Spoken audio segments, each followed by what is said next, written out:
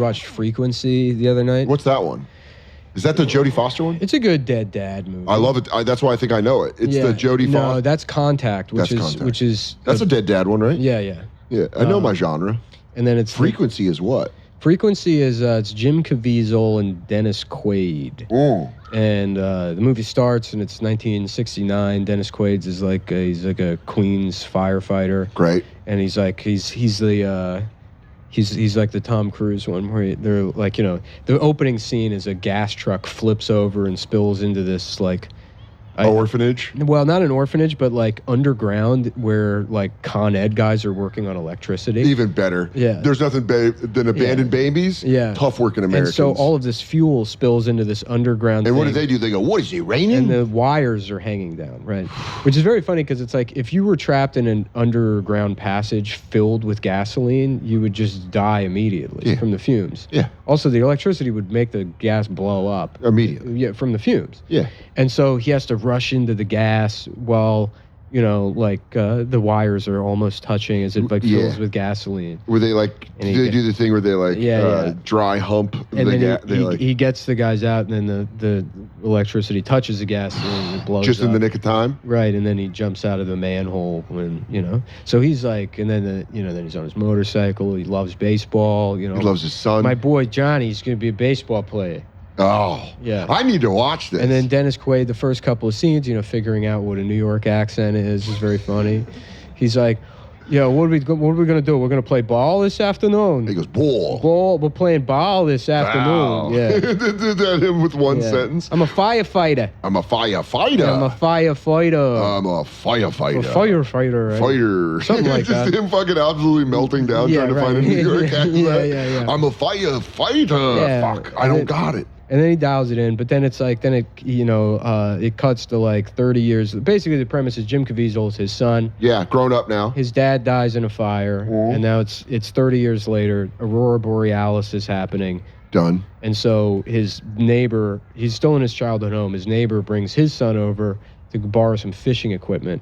So he's like, yeah, you can look, in my dad's stuff. I think he's got it in there. So Caviezel's grown. Caviezel's, he's still living with his like his parents. No, his mom's moved out. He's just in the childhood home. Can I tell you, I had a friend that did that, and it's weird as fuck. Yeah. When they live in their childhood home. It was only brief. Yeah. But him and his wife, lived in the master bedroom, and I was like, your parents, fucked in there. Yeah, right. Isn't that weird? It is weird. To, how do you get a boner in your mom's room? That's what royalty would do forever, right?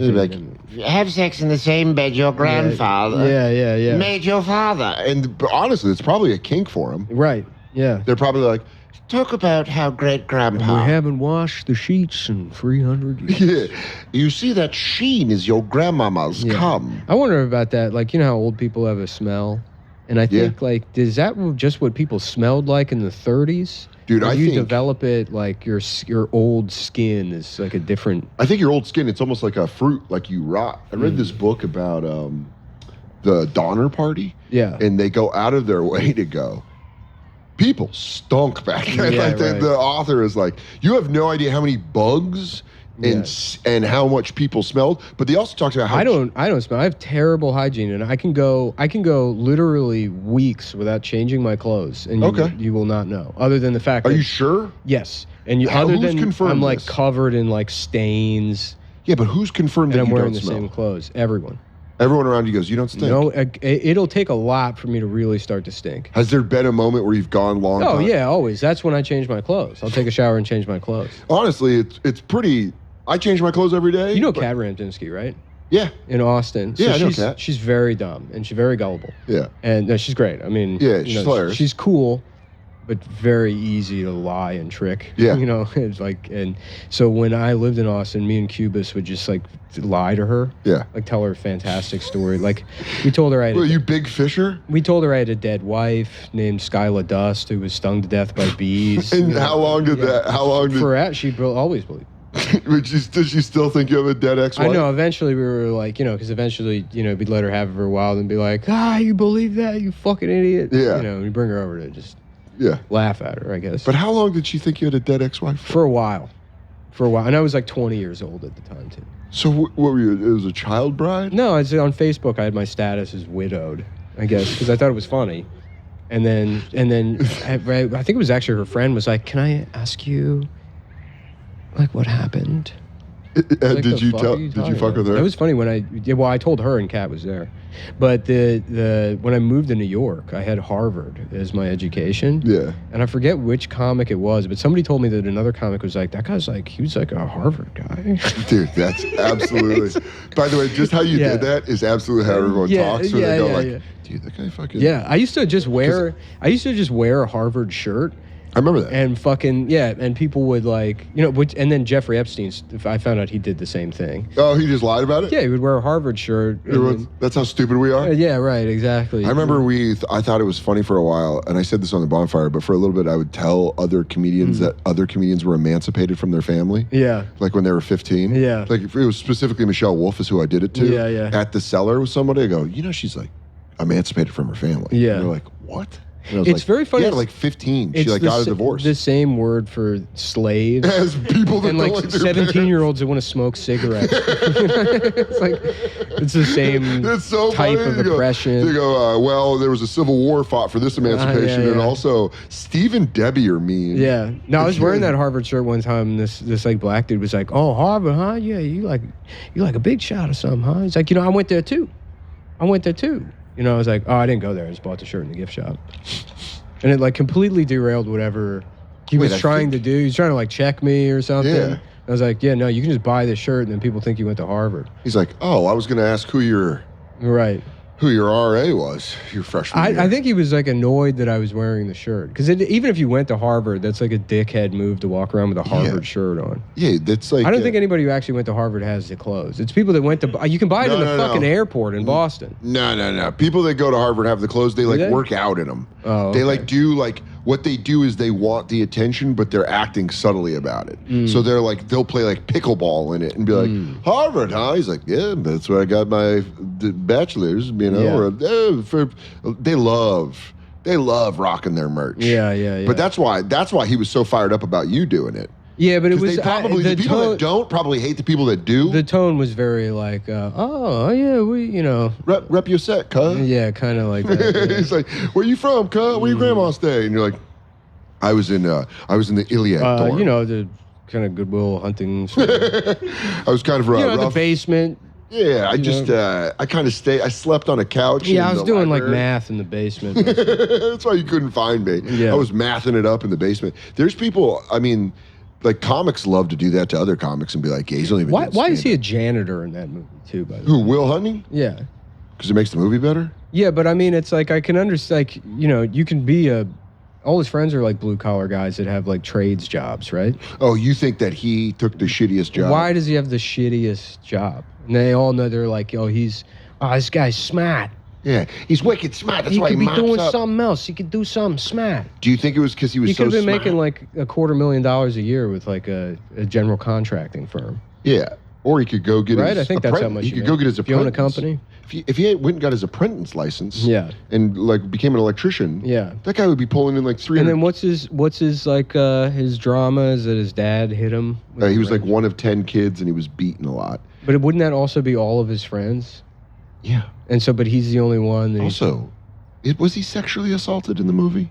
By Robin Williams, yeah.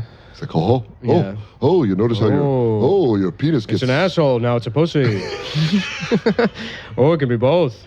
Oh, look, it's a soft penis, now it's a hard penis. Now I'm making Mr. Winky disappear into my mouth. Good morning! He goes, oh, look, your penis turned into a microphone. Right. He goes, fucking stop it. You just suck it and get rid of it. I'm touching you. You trust me. We had guys like you in Saigon. Hello. They should have. We dress them up, make them real pretty. If someone was...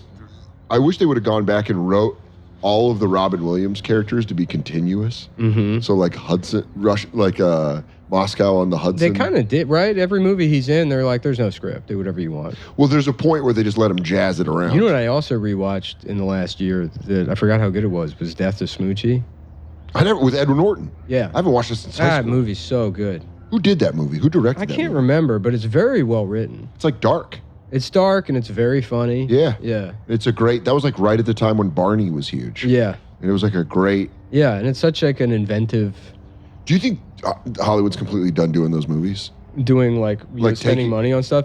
I think it's like the reason, like 1999 is the big year, and this is just, I have know nothing about, like what actually caused it, but there was just more money. They were buying more scripts in the 90s. They were taking bigger risks, like things were making more money. Yeah. And then after, the economy's, the downturn in the 2000s, it's like they stopped spending money on things. And do you think it was bonuses?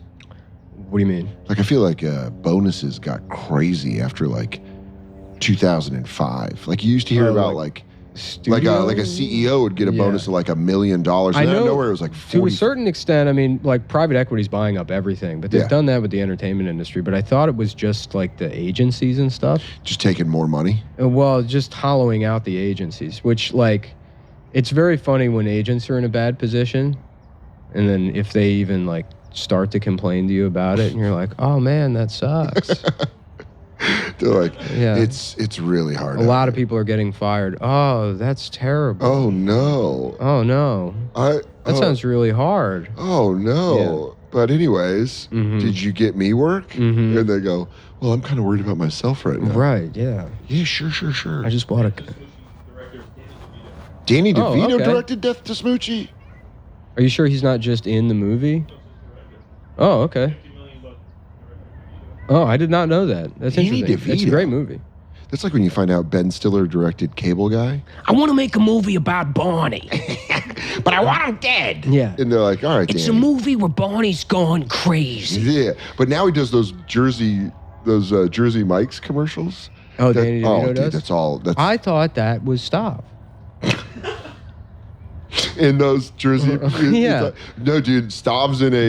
That's Danny DeVito. Okay. Stav's in a Fireball commercial with Andrew Santino. That every time it throws me off. Whenever my friends are in commercials, Shane's in that Bud Light commercial. It throws me off. I have not seen the Shane Bud Light commercial. The latest one's good, where he's in the wrong commercial. He's in the Cologne commercial, and Jason Solomon. They should do a Bud Light commercial with Shane, where it's like, and it's with the understanding like, it's Shane. I'm the Bud Light guy now, and everybody's like high-fiving him. He's going to football games. Everyone's like, yeah, Bud Light, Shane Gillis or whatever. Kid Rock's back drinking it. And then he gets home from a late day or whatever, and then he's like, it's kind of hot in my apartment, so he puts on a house fan or whatever, and then he's taking a phone call from Bruce Springsteen. Yeah, he's like, hey man, I just want to let you know. What? I love Bud Light. I'm doing a song for Tires. It's Ted Nugent. He's like, Shane, my best friend, dude. Hey, dude, let's go hunting. And he's like, how you doing? He's like, it's just, I guess we're getting the heater installed in the farm, so it's like, or the air conditioner installed in the farm, so it's so hot.